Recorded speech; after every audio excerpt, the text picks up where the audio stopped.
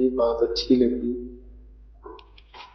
कि भारत सरकार, हमारा सुप्रीम कोर्ट हमारी सेहत को लेकर चिंतित है। माननीय सुप्रीम कोर्ट को हमारा पत्र लिखा गया है, शायद उस पर कोई विचार हुई हो, उस पर कोई सरकार को आदेश करेगी सुप्रीम कोर्ट, लेकिन वो करने की बजाय सुप्रीम कोर्ट पंजाब गवर्नमेंट हमारे ऊपर और सख्ती करने के लिए आदेश दिए गए हैं। जिंदगी में पहली बार ऐसी हमदर्दी देख रहा हूँ। ਅੱਜ ਸੁਪਰੀਮ ਕੋਰਟ ਦੇ ਵਿੱਚ ਜਗਜੀਤ ਸਿੰਘ ਡੱਲੇਵਾਲ ਨੂੰ ਲੈ ਕੇ ਸੁਣਵਾਈ ਹੋਈ ਹੈ, ਜਿਸ ਦੇ ਵਿੱਚ ਸੁਪਰੀਮ ਕੋਰਟ ਨੇ ਪੰਜਾਬ ਸਰਕਾਰ ਨੂੰ ਝਾੜ ਪਾਈ ਹੈ। ਪਰ ਉਸ ਦੇ ਨਾਲ ਹੀ ਜਗਜੀਤ ਸਿੰਘ ਡੱਲੇਵਾਲ ਦਾ ਇਸ ਸੁਣਵਾਈ ਨੂੰ ਲੈ ਕੇ ਇੱਕ ਵੱਡਾ ਬਿਆਨ ਸਾਹਮਣੇ ਆਇਆ ਹੈ। ਇੱਕ ਪਾਸੇ ਸੁਪਰੀਮ ਕੋਰਟ ਨੂੰ ਧੰਨਵਾਦ ਕਰ ਰਹੇ ਨੇ ਜਗਜੀਤ ਸਿੰਘ ਡੱਲੇਵਾਲ, ਤਾਂ ਦੂਜੇ ਪਾਸੇ ਕੇਂਦਰ ਅਤੇ ਪੰਜਾਬ ਸਰਕਾਰ ਦੇ ਲਈ ਕਹਿ ਦਿੱਤਾ ਜਗਜੀਤ ਸਿੰਘ ਡੱਲੇਵਾਲ ਨੇ ਕੁਝ ਅਜਿਹਾ। कल जब मुझे पता चला कि आज छुट्टी के दिन सुप्रीम कोर्ट में हमारे मामले पे कोई सुनवाई हुई है, तो सबसे पहले मुझे ये बात अच्छी लगी कि भारत सरकार और हमारा सुप्रीम कोर्ट हमारी सेहत को लेकर चिंतित है, और उसके साथ साथ मुझे ये उम्मीद थी कि जो हमारी तरफ से माननीय सुप्रीम कोर्ट को हमारा पत्र लिखा गया है, शायद उस पर कोई विचार हुई होगी, उस पर कोई सरकार को आदेश करेगी सुप्रीम कोर्ट, लेकिन वो करने की बजाय सुप्रीम कोर्ट पंजाब गवर्नमेंट को हमारे ऊपर और सख्ती करने के लिए आदेश दिए गए हैं। तो मैं हैरान हुआ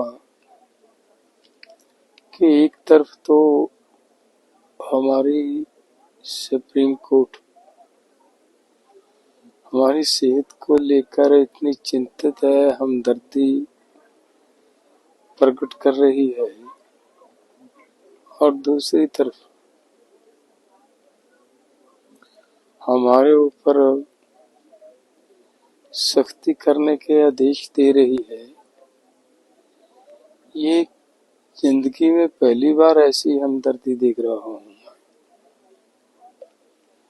और जब आज क्या मुझे सुनवाई का पता चला,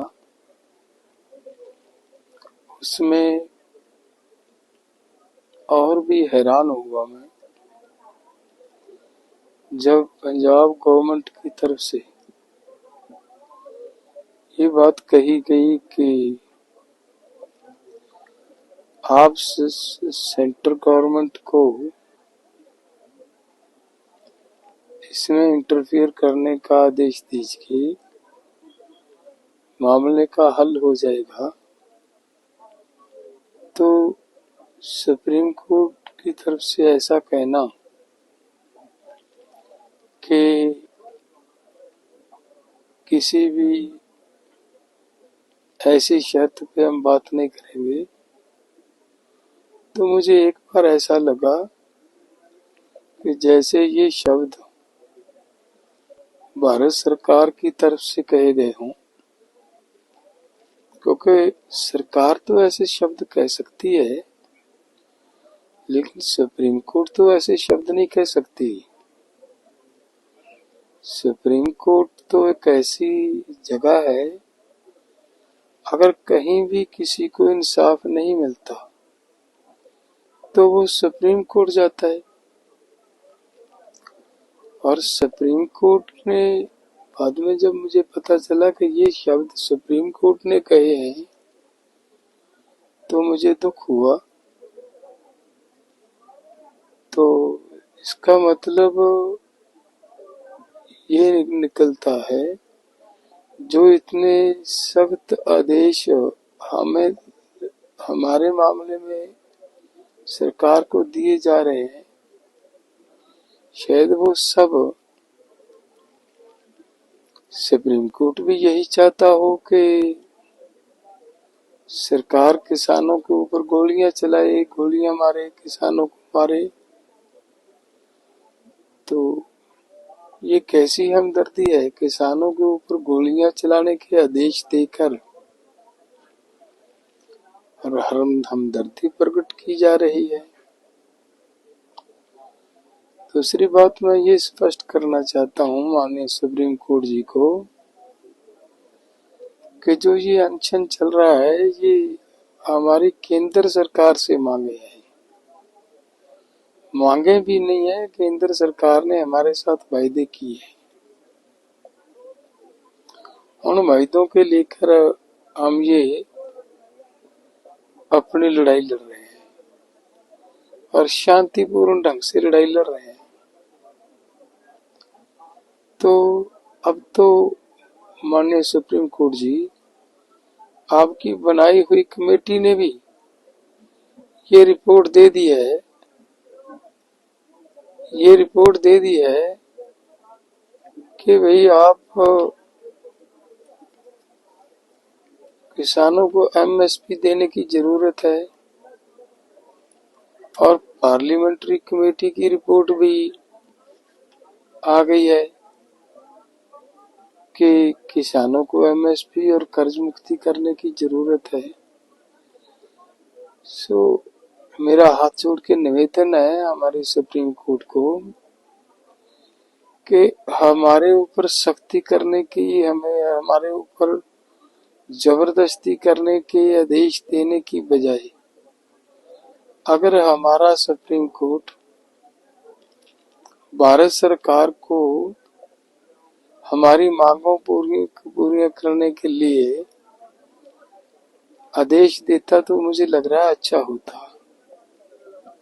नहीं तो अगर सुप्रीम कोर्ट ही ऐसे आदेश देगा कि जबरदस्ती करो, भले सेंटर से सपोर्ट लो, भले गोली चलानी पड़े, कुछ करना पड़े, किसानों को वहां से उसको उठाओ और हॉस्पिटलाइज करो, तो फिर तो देश के लोग कहाँ जाएंगे। विश्वास की एक ही जगह थी सुप्रीम कोर्ट, वहां से भी विश्वास टूट जाएगा। और जो मैं अनशन कर रहा हूँ, ये किसने रिपोर्ट दे दी सुप्रीम कोर्ट में, किसने ये भ्रम फैला दिया कि उसको लोगों ने अपने कब्जे में कर रखा है। ऐसी बात कहाँ से आई। मैं यहाँ जितने हमारे साथी हम मिलकर आंदोलन कर रहे हैं, सबसे आयु में बड़ा हूँ और ये एक जिम्मेदारी समझ कर के 7 लाख किसान हमारे देश का सुसाइड कर गया कर्ज की वजह से, उनको बचाना जरूरी है, इसलिए हम बैठे हैं, किसी के दबाव में नहीं है। ऐसी कृपया ऐसी मत सोचो और ना ही ऐसा भ्रम फैलाया जाए देश के अंदर। धन्यवाद।